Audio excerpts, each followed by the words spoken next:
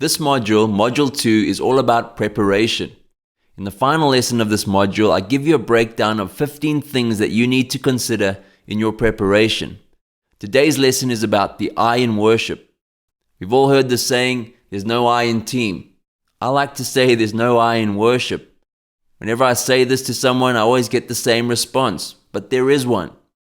I say this to emphasize the point that we all have a role to play.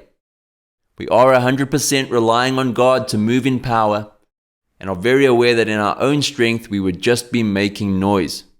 But we have a role to play. And you see this in the Psalms, phrases that start with I will raise my hands, I will tell of your goodness, I will meditate on your law, and the list goes on. There is an I in worship, and as worship leaders we need to embrace our role.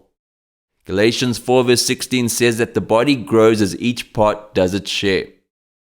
So let's have a look at what we'll discover.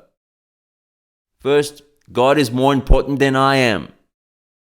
I am part of a team. I do have a role to play. And then we'll look at some personal application at the end.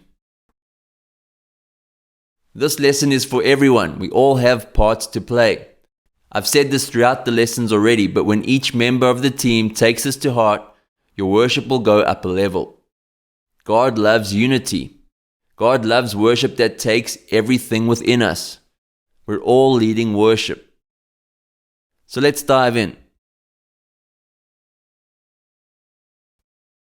God is more important than I am. Sometimes we just need to be reminded of this. We can too easily place too much importance on ourselves as worship leaders. Yes, God has us there at this time with those people, but God is the one who brings the growth. God is the one who draws people to Himself. We need only lift Him up and point people towards Him. Often as worship leaders, we'll use this statement, the fact that God is more important than me, as a reason not to prepare. We don't want to prepare so much that we miss God. That sounds good on the surface, but God is with us in our preparation as well. Remember, the goal of leading worship is to guide people to a better understanding of who God is, to encourage them to lift their eyes and focus on God. When we do that, the natural response is worship. It's near impossible to do this in a meaningful way without preparation. When we're preparing, we go to God, acknowledging our need for Him to guide our choices and give us something that will add life. We're seeking God out of compassion for the crowd and with an awareness that we have been entrusted this team, these people, and this season of the church as we lead. In the next lesson, we look at how to prepare, but once again, it's essential that we understand why preparation is so important. Otherwise, we don't make time for it. God being great and greatly to be praised should be reason enough for us to want to prepare well. But let's have a look at two others on the list. I am part of a team, and for some of us, we're leading that team. That means we have to be prepared. Choosing songs is just the start. The team needs enough time to prepare their own parts in the song. Often team members are volunteers, so their time is limited. You being more prepared as a leader will give your team more time to prepare too. Remember, leading is serving. Have music ready in the right keys and pre-recorded parts or links to songs sent out as early as possible. Beyond music and parts, the team needs to understand the bigger picture. Take time to communicate the values that drive what you do and what is important for this week. Think of ways to drip feed lessons that shape worship into your practice times. As a leader, we're always teaching people something. Be intentional about what that is. Ask the team for feedback on song choices and other key aspects of the set. Leading doesn't mean that everyone does what you say. It means you have people following you. The final decision may still sit with you as the leader, but include people on the team. They have value to add.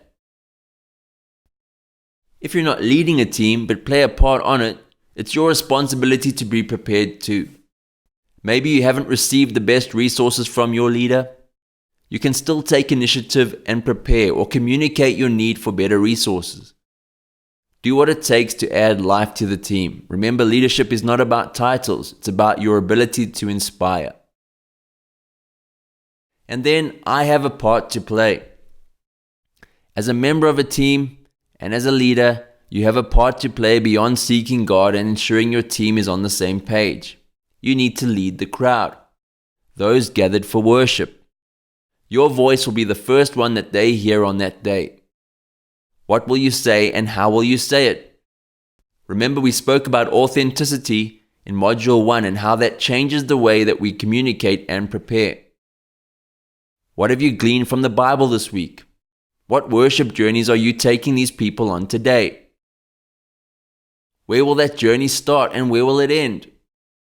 What is the main lesson or key idea? Which song really stood out for you in your preparation and practice with the team? These are all opportunities in your preparation to shape the worship culture of your church and teach people something about God and worship. If we don't approach our preparation in this way, our focus is very narrow. We're just about getting through this week's set. We're not expecting great things. We're hoping God comes through. It's a very different disposition. Our confidence in God's faithfulness causes us to seek Him each time, expecting that God has something new for us. Our compassion for those God has surrounded us with compels us to seek God on their behalf and serve them well.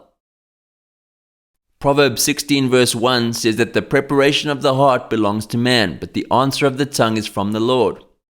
In other words, I have a part to play in preparing my heart or anything else, but God gives me the words to say. This takes the pressure off of preparing, but it doesn't mean I can ignore it altogether.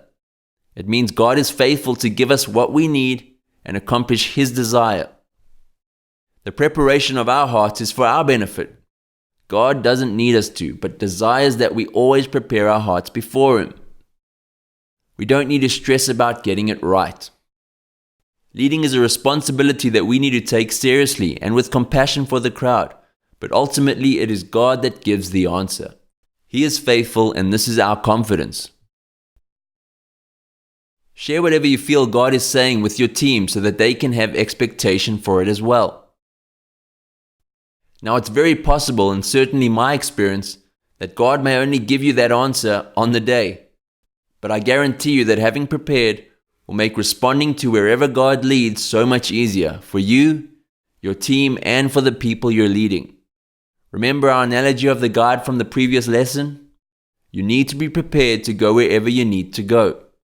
You need to know the terrain and anticipate things that may affect the journey and maximize the experience for those you're leading. And that is why we have a part to play in preparation. So in this lesson, we've covered God is more important than me. Some of us just needed that reminder, and it changes our view on preparation. We covered how being part of a team motivates us to prepare. And we covered the part that I have to play and how that motivates us in preparation. The personal application for us today is, what could you do to be more prepared? And what could you do to help others in your preparation? Consider how your preparation can lift the team. What spiritual, musical, vocal, administrative preparation can you do to add value to your team? This could be charts, recording parts, bringing something to share. Now, there isn't a page for this in your workbook. This is just about making a decision to value preparation because we understand the benefit for us and for those that we lead.